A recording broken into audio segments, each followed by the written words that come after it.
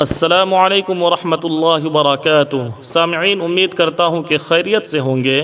وضو کے مستحبات بیان کیا جا چکا ہے۔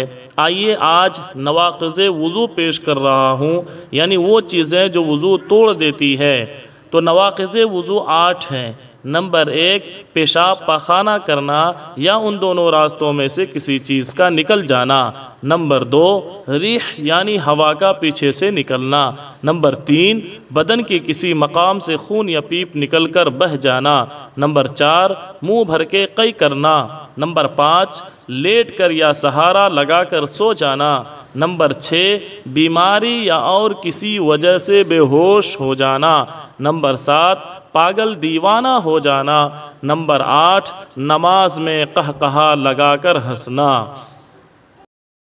اعوذ باللہ من الشیطان الرجیم،